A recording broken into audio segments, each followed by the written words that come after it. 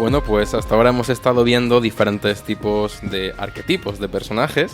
Hemos visto al antihéroe, hemos visto al mártir, hemos visto al héroe guerrero, pero un personaje se sitúa en un mundo, en un escenario, y de eso no hemos hablado. Así que hoy vamos a ver un poco cuáles son los tipos de escenarios o de mundos y cómo deben de ser construidos. Para empezar, debemos diferenciar tres tipos de mundos en concreto, tres escenarios. El primero es el histórico, se sitúa en un espacio, un momento histórico concreto, ya sea época medieval, antigua o contemporánea, hablando del siglo XX o siglo XIX. Puede ser un mundo contemporáneo a día de hoy, siglo XXI, puede ser de hace 5 años o de justo ahora mismo, en este instante, pero se sitúa dentro de esta modernidad. Y por último, el mundo fantástico, ese que se rige por las normas de la magia y que suele estar casi siempre relacionado con la época medieval, o así es como solemos verlo la mayoría de las ocasiones. A la hora de construir un mundo, el autor debe de conocerlo al completo, cada uno de los detalles, ya no solo la historia del lugar, sino también las relaciones, ya entrando en cosas complejas, ¿no? En la economía, la política, la moral de esa sociedad, pero eso no tiene por qué saberlo el lector. Es como hablamos la otra vez con los arquetipos. Nosotros conocemos el personaje al 100%, pero no mostramos todo, o el lector no lo tiene que saber todo. Él no quiere ver una radiografía del mundo, sino que quiere que el mundo tenga sentido y coherencia. Porque eso es muy importante, buscar un mundo coherente y cohesionado, que cada cosa tenga su sentido. Me gusta diferenciar tres tipos o tres factores que ayudan a crear esa sintonía en todo el mundo. Por un lado, como he dicho antes, la ley moral, es decir, tenemos que dejar claro qué es lo que se entiende como bueno y qué es lo que se entiende como malo en esta realidad, sobre todo si es fantasía, porque ahí construimos desde cero un mundo. Luego, las leyes científicas y mágicas, que cuidado, esto no es aquí hacer teoría de la relatividad cuántica o cosas por el estilo, sino si queremos introducir magia, sobre todo en mundos fantásticos o elementos surrealistas, tienen que tener cierto sentido. Podemos verlo, por ejemplo, en My Hero Academia, como hay explicaciones un poco vagas de cada uno de los superpoderes. Eso ayuda a que lo que hacemos tenga cierto equilibrio y no sea magia al tuntún, como podemos verlo en Harry Potter, que es hechizos porque sí, sin ningún tipo de energía o algún tipo de límite. Por último, es también importante saber, y para esto hablaremos de One Piece, el equilibrio de una historia y de la información que nos transmite ese escenario.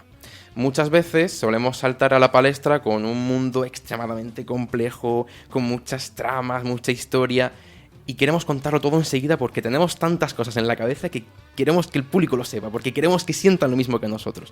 Pero eso no se hace así.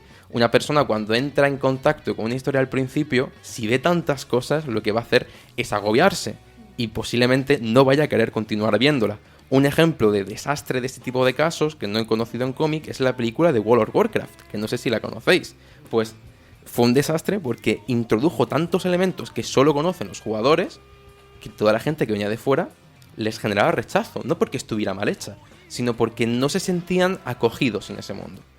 En ese sentido, ¿cómo lo hace One Piece? ¿Por qué One Piece sí ha funcionado?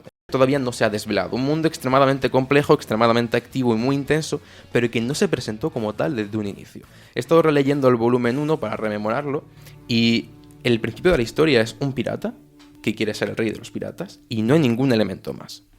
El fruto del diablo para dar poderes, y ya está. Si ahora lo comparamos con cómo está a día de hoy, ha cambiado muchísimo. Virgencita. Y eso es la clave para One Piece.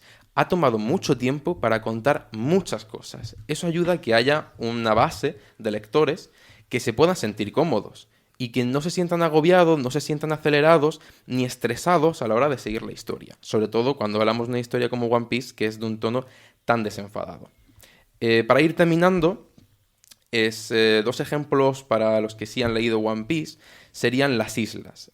Sabemos que cada arco argumental de One Piece coincide con alguna de las islas, ya pueda ser Water 7, Thriller Bark o incluso un conjunto de islas como East Blue.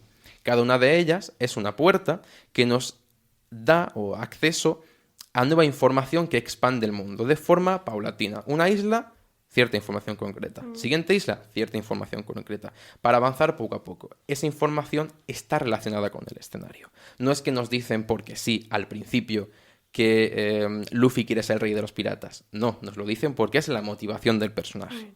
En Water 7 no nos dicen porque sí que Luffy oficialmente entra en guerra con la Marina, le declara la guerra a la Marina y al gobierno mundial. No, porque nos encontramos ante un sitio que está siendo controlado desde las sombras por la Marina y el gobierno mundial.